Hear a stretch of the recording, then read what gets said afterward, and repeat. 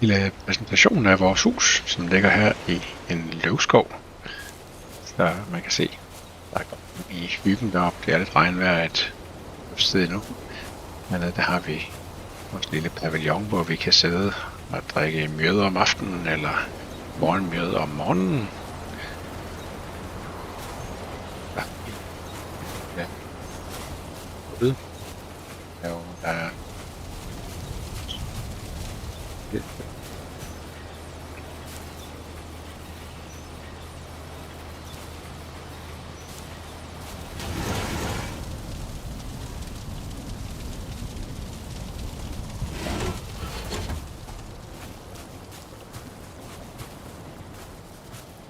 igen, når det begynder at løbe tørt, det er der i kisten, så kan man begynde at høre allerede her.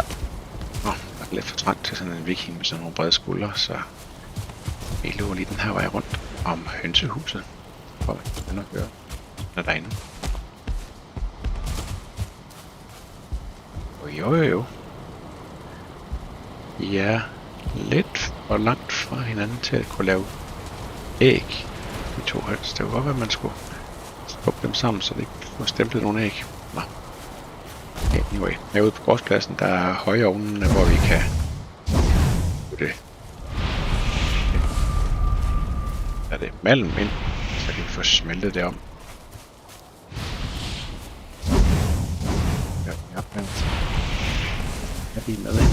Så kan vi putte i kisten.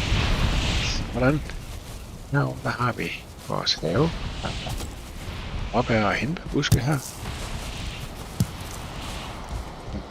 Bruger både til at gå i frø og til at bruge løg til frø. Nej. Gulerødder til frø, gulerødder. Og så videre ned efter. Og det er omkring sådan, så at de her railings, de ikke må ind og smadre vores afgrøder, så kan den lære det.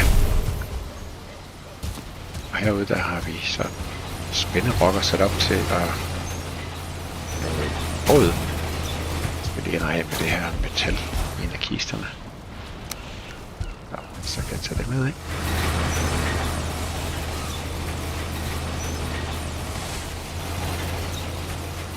Herude der kan vi hænge de store kødstykker op, hvis vi skal have stegt noget.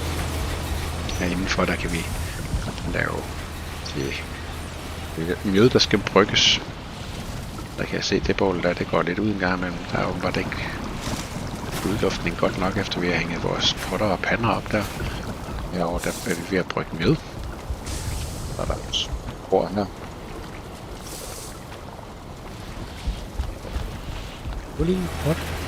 Undervisning i vores hyggerum.